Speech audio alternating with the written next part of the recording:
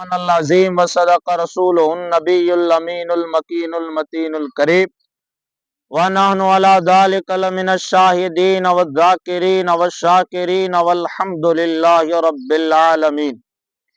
فقد قال اللہ تبارک و تعالی فی عظمت شان محبوب کریم ان اللہ وملائکتہ یصلون علی النبی یا ایھا الذین آمنوا صلوا علیہ وسلموا تسلیما۔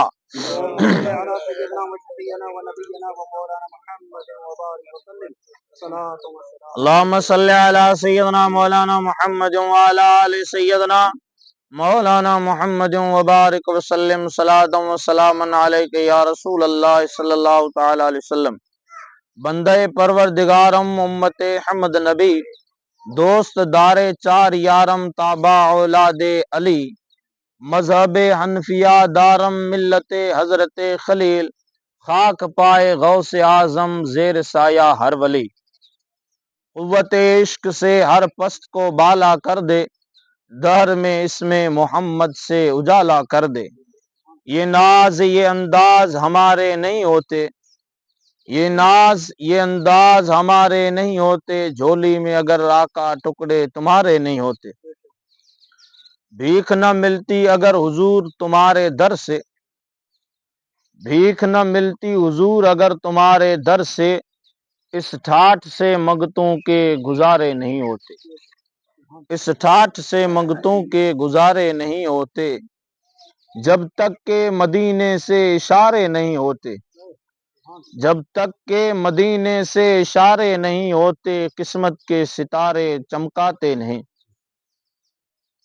محترم و مکرم سامعین کرام، عزیز بزرگوں، دوستوں، میری ملت کے نوجوانوں، آج کی یہ میلاد پاک منسوب مرحوم مغفور قاسم بھائی کے ایصال ثواب کے لیے دعا کرتے ہیں کہ اللہ تعالیٰ مرحوم کو جنت الفردوس میں اعلیٰ سے اعلیٰ مقام عطا فرمائے، مرحوم کی زندگی کے صغیرہ کبیرہ دانستہ غیر دانستہ گناہوں کو معاف فرمائے، اس سے ذکر سعید کو، ذکر خیر کو تمام مومنین مومنات مسلمین مسلمات بالخصوص مرحوم کے لیے ذریعہ نجات بنائے۔ میں نے قرآن مجید فرقان حمید کی ایک بڑی مشہور و معروف آیہ کریمہ پڑھنے کا شرف حاصل کیا، جس میں اللہ تبارک و تعالی اپنے حبیب طبیب صلی اللہ تعالی علیہ وسلم سے فرما رہا ہے، اے محبوب ان لوگوں سے کہہ دو کہ زمین میں سیر کرو، کل سیروا فی الارض فانظروا فکیف کان عاقبۃ المکذبین۔ اور اسی طرح کی ایک آیت اللہ تعالیٰ فرماتا قل سیروا فی الارض فانظروا کیف کان عاقبۃ المجرمین۔ اے محبوب لوگوں سے کہہ دو کہ دنیا میں سیر کرو، اللہ تبارک تعالیٰ نے پچھلے لوگوں کا کیا حال کیا جو مجرم تھے، مجرموں کو اور جھوٹوں کا اللہ تبارک و تعالیٰ نے کیا حال کیا۔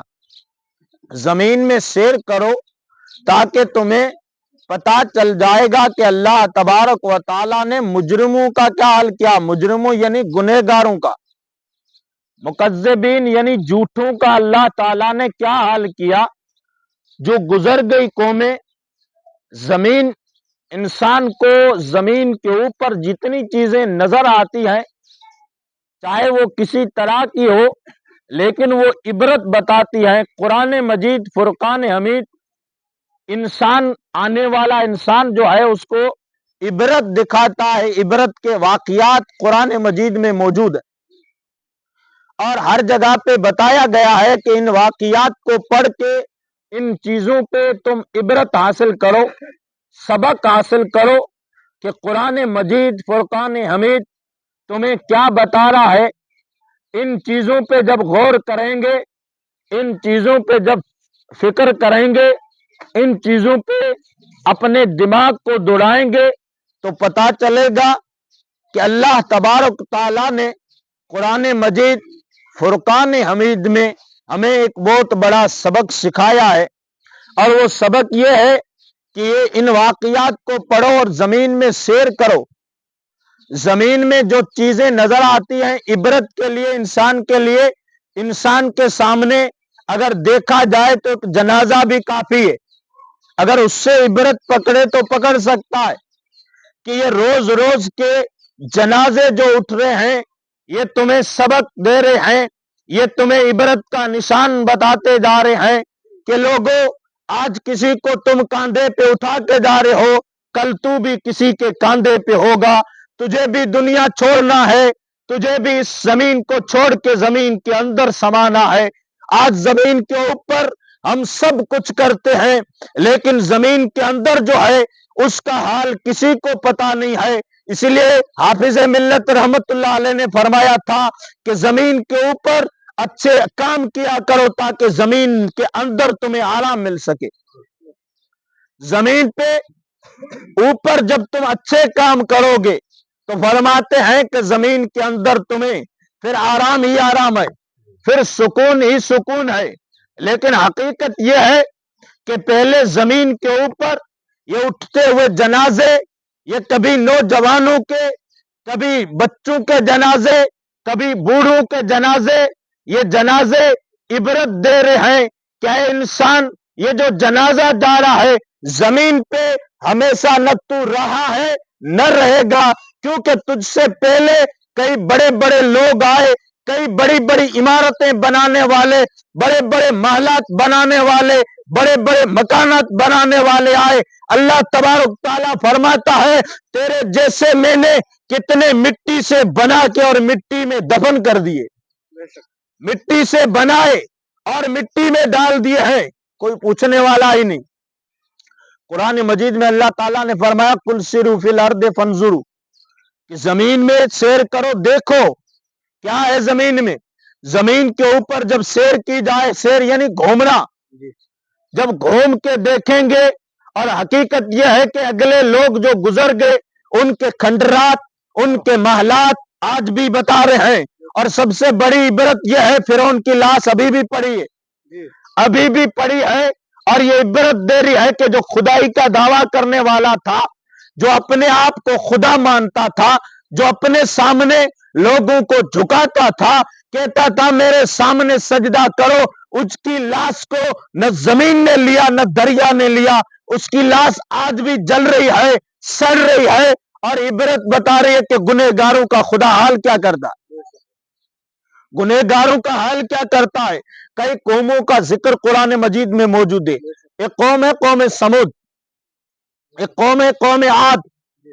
یہ قوم عاد اتنی بڑی قوم ہے کہ اپنے ہاتھوں سے بڑے بڑے مکانات بناتے، بڑے بڑے محلات بناتے، پتھروں سے پتھروں کو تراش کے، ان کے پاس طاقت، کیونکہ آج جو آلے آزاد ہیں یعنی ایجاد ہوئے ہیں یہ تو اس زمانے میں تھے نہیں۔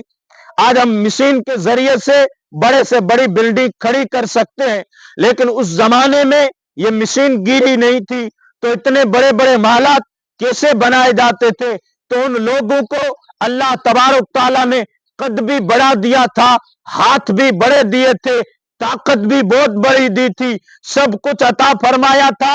اور عطا فرمانے کے بعد ان قوموں نے کیا کیا؟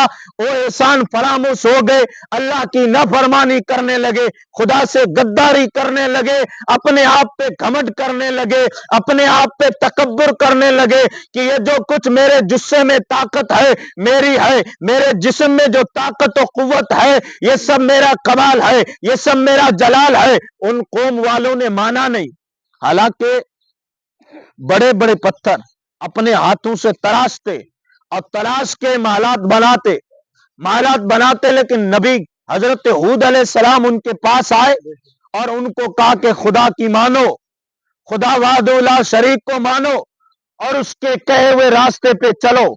جب اللہ کے نبی علیہ السلام نے ان سے یہ حکم فرمایا کہ اللہ کے کہے ہوئے راستے پہ چلو، خدا کو وحدہ لا شریک مانو، اور جب تم خدا کو وحدہ لا شریک مانو گے، خدا کے کہے ہوئے راستے پہ چلو گے، تو اللہ تعالیٰ نے تم کو جو نعمتیں عطا فرمائی ہے، تم کو جو برکتیں عطا فرمائی ہیں، تم کو جو طاقتیں عطا فرمائی ہیں، یہ اللہ تعالیٰ سلامت رکھے گا۔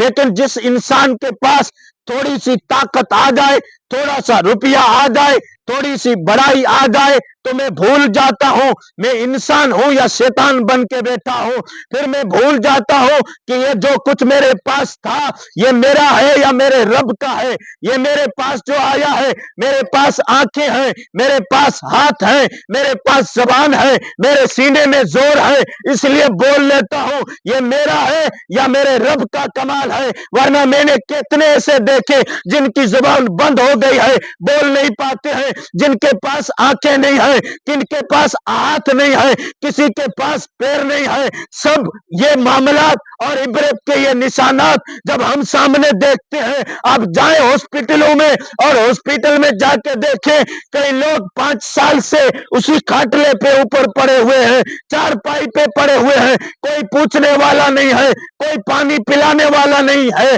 یہ وہ لوگ تھے جو نخرے کرتے تھے، ناچ گاتے تھے، یہ وہ لوگ تھے جو سلام کا جواب نہیں دیتے تھے. آج رب نے طاقت چھینی اور جب چارپائی پہ آئے تو کوئی پوچھنے والا نہیں ہے. میں کہتا ہوں ساری چیزوں کو ایک طرف رکھو، خدا کے ہو جاؤ اور خدا تمہارا بن جائے گا، پھر زمانہ تمہارا بن جائے گا.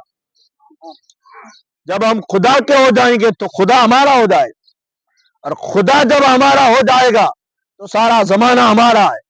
سارا زمانہ مصطفیٰ جان رحمت کے غلام کے پیچھے چلتا تھا. جب تک کہ وہ خدا کا بن کے رہا تب تک زمانہ اس کے پیچھے چلتا تھا.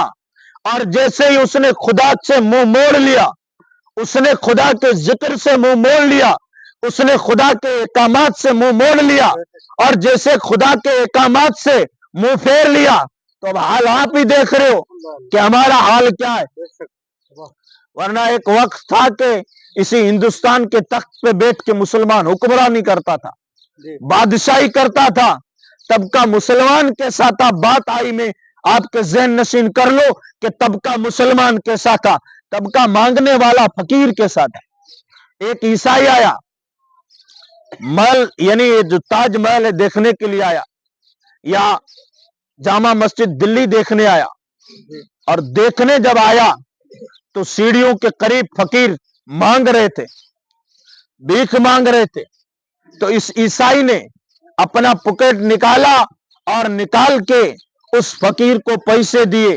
پیسے دے کے جیسے ہی اپنا بٹوا واپس رکھنے لگا تو بٹوا جیب کے بجائے زمین پہ گر گیا. زمین پہ گر گیا. عیسائی تو چلا گیا. اب اس فقیر نے وہ اٹھایا، پیسوں سے بھرا ہوا تھا، اٹھا کے اپنے گھر میں جا کے رکھ دیا. جو اس کی جھونپڑی تھی اس جھونپڑی میں جا کے رکھ دیا. وقت گزرتا گیا. 3 سال کے بعد عیسائی کبھی واپس آیا دیکھنے کے لیے، اور اسی جامع مسجد کو دیکھنے کے لیے واپس سیڑھیوں سے چڑھ رہا تھا. اس فقیر نے جا کے اس کا دامن پکڑ لیا، اس کا دامن پکڑ لیا اور دامن پکڑ کے کہا رکو، تمہاری کوئی ایک چیز میرے پاس امانت کے طور پہ، کوئی ایک چیز تمہاری امانت کے طور پہ میرے پاس ہے، وہ لے لو.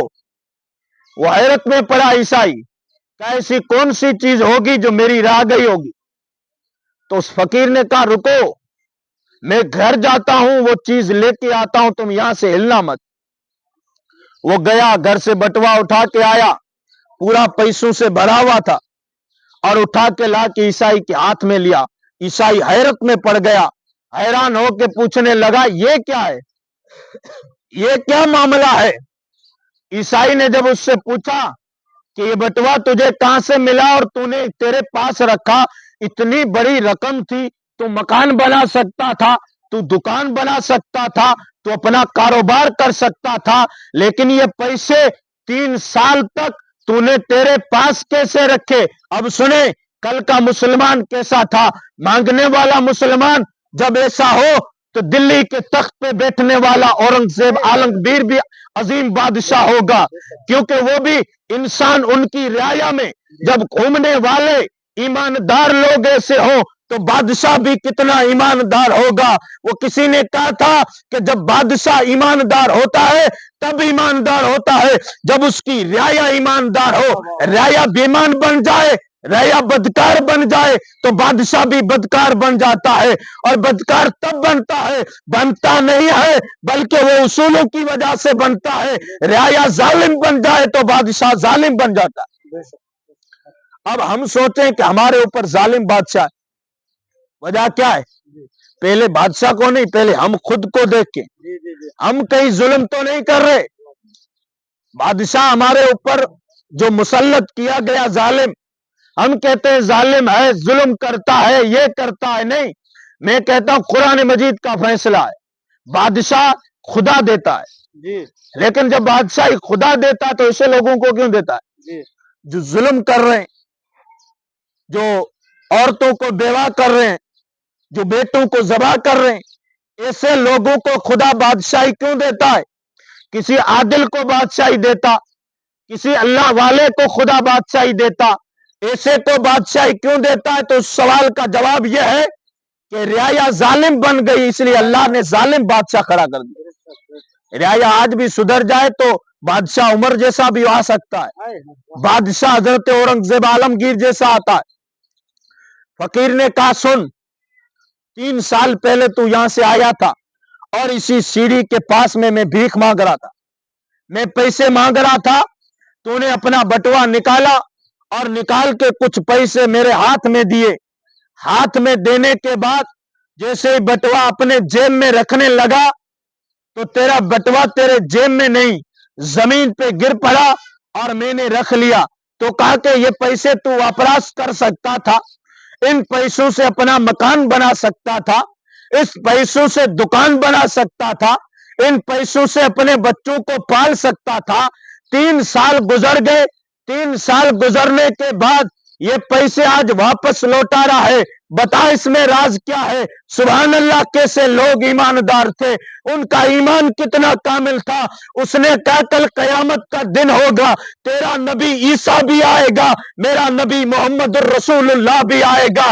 اگر عیسیٰ علیہ السلام نے میرے نبی سے پوچھ لیا کہ یہ تیرا امتی ہے، میرے ایک امتی کا بٹوا گر گیا تھا، اس کے پیسے بٹور لیے اور رکھ لیا اپنے پاس، اپنا مکان بن لیا تھا، اپنی دکان بنا لی تھی، یہ تانا میرے نبی برداشت نہیں کر سکتے۔ اس لیے میں چاہتا یہ تھا کہ میرا نبی حشر میں بھی آئے تو اپنے امتیوں پہ فخر کرتے ہوئے آئے، کوئی یہ نہ کہہ پائے کہ یہ مصطفیٰ کا امتی ہے، اور مصطفیٰ کے امتی نے ایسا کام کیا جو غلط کام ہے۔ اور آج کا حال آپ دیکھ لیں، کون انسان ہے؟ یہ تو میں ایک بھیک مانگنے والے انسان کی بات کر رہا ہوں، یہاں تو زمینیں ہڑپ کر گئے، ڈکار بھی ہمیں نہیں آئی، یہاں تو ہمیں ڈکار بھی نہیں آئی، کتنا میں نے ہڑپ کر دیا، کتنا اندر چلا گیا، کوئی پرواہ ہی نہیں ہے کسی چیز کی۔ ہمیں کوئی طلب ہونی چاہیے کہ میں خدا کا بندہ ہوں، رسول اللہ کا امتی ہوں، مجھے کس طریقے پہ چلنا چاہیے۔ میں بات کر رہا تھا، اللہ تعالیٰ نے ان کو طاقتیں عطا فرمائی تھی، اللہ تعالیٰ نے ان کو مقام عطا فرمایا تھا، لیکن ان لوگوں نے کیا کیا؟ ان لوگوں نے ظلم کیا، ان لوگوں نے خدا کی نافرمانی کی، ان لوگوں نے خدا سے منہ موڑ لیا، خدا کے فرامین سے جب منہ موڑ لیا تو پھر حال کیا ہوا؟ اللہ تبارک تعالیٰ نے آندھی کا طوفان ڈالا ان پہ، طوفان ایسا آیا کہ زمین پہ کھجوروں کی شاخوں کی طرح وہ اڑنے لگے، زمین پہ کھڑے نہیں رہ سکتے تھے، اور 7 دن تک یہ آندھی چلتی رہی، قرآن مجید میں موجود ہے۔ 7 دن تک یہ طوفان چلتا رہا، برباد کرتا رہا، بستیوں کو ویران کرتا رہا، تباہ ہوتے رہے لوگ مرتے رہے۔ اب یہ کون لوگ تھے؟ یہ وہ لوگ تھے جو پہاڑوں میں اپنے مکان بناتے تھے، یہ وہ لوگ تھے جو ہاتھ مار کے پہاڑ کو بھی اپنی جگہ سے ہٹا لیتے تھے، ہاتھ مار کے پہاڑ کو بھی اپنی جگہ سے ہٹاتے، پہاڑ کو توڑ لیتے تھے، لیکن آج حال کیا ہوا؟ تکے کی طرح اڑ رہے ہیں۔ اتنی بڑی طاقت رکھنے والے، اتنا بڑا جسہ رکھنے والے، اتنا بڑا مقام رکھنے والے لوگ آج ہوا میں تکے کی طرح اڑ رہے ہیں، کوئی بچانے والا نہیں، آج کوئی ان کا حال پوچھنے والا نہیں۔ یہ لوگ، کچھ لوگ ہوں گے ایسے، دنیا میں کئی لوگ ہوتے ہیں، بدن پہ کپڑے پہ اگر دبا بھی لگے تو پھر وہ دبا کھٹکنے لگتا ہے کہ کب جا کے گھر دھلوں، صاف کروں کپڑے، کپڑے پہ دبا بھی نہیں آنے دیتے ہم، جسم پہ دبا بھی نہیں آنے دیتے، کتنی کریمیں لگائی جاتی ہے، کتنا پاؤڈر لگایا جاتا ہے، میں باہر کی تو پالش کر رہا ہوں، باہر کو تو سوار رہا ہوں، لیکن اندر کون سوارے گا؟ اندر جو بگڑا ہوا ہے، دل جو بگڑا ہوا ہے، اس دل کو کون سوارے گا؟ آج ہم جسم کی پالش کر رہے ہیں، بوٹیاں کھا کے، گوشت کھا کے، اچھا کھانا کھا کے جسم تو موٹا کر رہے ہیں، لیکن جسم کے اندر روح ہے، وہ روح تڑپ رہی ہے، وہ روح اس کو گناہوں سے اتنا آلود کر دیا ہے اور اتنی کالی روح ہو چکی ہے گناہوں سے، اب اگر کچھ بات کہی جائے تب بات اثر نہیں کرتی ہے۔ اثر کیوں نہیں کرتی ہے؟ کہ وہ روح کالی پڑ چکی ہے۔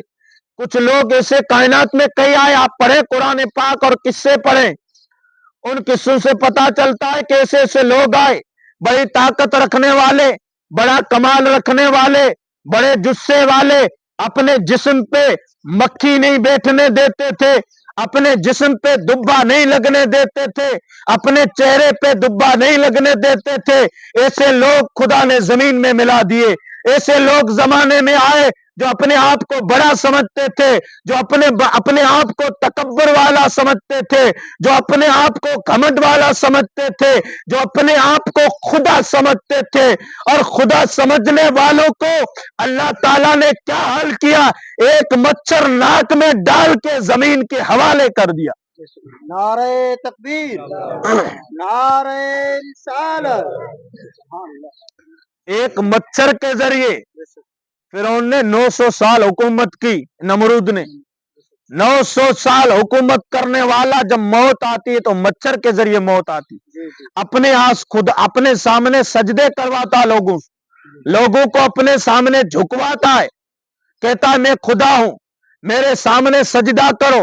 اب لوگ اس کو سجدہ کرتے ہیں، لیکن ایک وقت ایسا آیا کہ جس کو اپنے آپ کو خدا ماننے والا، اب اس کا حال کیا ہوا؟ جب مچھر گیا ناک کے ذریعے دماغ میں، تو اب اس نے ایک مزدور رکھا اور ایک آدمی کو رکھا کہ میرے سر پہ چپل مارو۔ اپنے آپ کو خدا منوانے والا اب اپنے سر پہ چپل مروا رہا، اپنے سر پہ چپل، کہتا ہے چپل مارو، چپل مارنے سے مجھے سکون ملتا ہے۔ کیا سمجھ رہا تھا؟ خدا سمجھ رہا تھا، لیکن اب حال یہ ہوا کہ اسی کے سر پہ چپل مارے جا رہے ہیں۔ مسلمانوں سدھر جاؤ ورنہ چپل مارے جائیں گے، کوئی پوچھنے والا نہیں ہوگا۔ مارے جا رہے ہیں کئی جگہوں سے چپل، کئی جگہوں سے دھکے مارے جا رہے ہیں، لیکن ابھی کوئی ہے جو بچا رہا ہے ہمیں، ابھی کوئی ہے جو ہمارا حال پوچھ رہا ہے، ابھی کوئی ہے جو ہماری مدد کر رہا ہے، ابھی کوئی ہے جو ہمارے پیچھے پیچھے آ رہا ہے، ورنہ ہمارے جو حالات ہیں، ہمارے جو بدکاریاں ہیں، ہمارے جو گناہ ہیں، کب کے رگڑے جاتے، کب کے مارے جاتے۔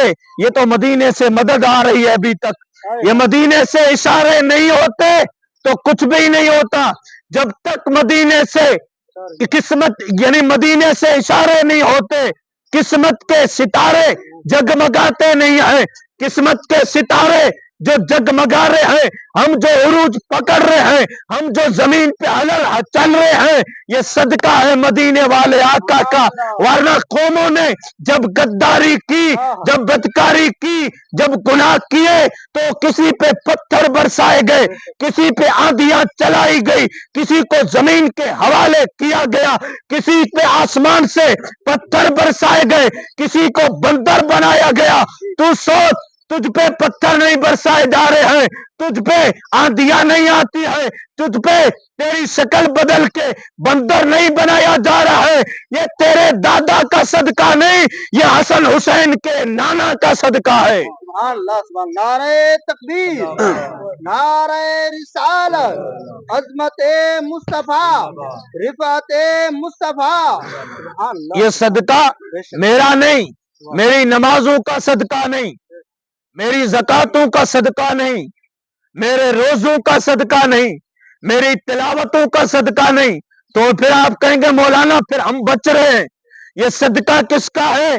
تو میں کہوں گا یہ صدقہ مدینے والے آقا کا صدقہ ہے، اور مدینے والے آقا کا صدقہ ہے ہم کائنات میں سانسیں لے رہے، ورنہ وہ جو نہ تھے تو کچھ نہ تھا، وہ جو نہ ہو تو کچھ نہ ہو، جان ہے وہ جہان کی، جان ہے تو جان ہے، یہ کائنات جو چل رہی ہے یہ میرے نبی کا صدقہ ہے، میرے نبی کے صدقے کائنات میں مسلمان بھی پل رہا ہے، دوسرے آدمی بھی پل رہے، ورنہ مکے کے کافروں نے کہا تھا اے محمد خدا سے کہہ دو ہم خدا کی نافرمانی کر رہے ہیں، خدا سے کہہ دو کہ وہ عذاب بھیجنا چاہتا ہے تو ہم پہ بھیجے، ایک مکے کے کافروں نے کہا تھا اگر خدا عذاب بھیجنا چاہتا ہے تو ہم پہ عذاب بھیج دے، لیکن خدا تعالیٰ نے کیا فرمایا اے میرے حبیب یہ لائق تو اس کے ہیں کہ ان کو کب کا مارا جاتا، ان پہ کب کا عذاب ڈالا جاتا، ان کی شکلیں بدل ڈالی جاتی، لیکن محبوب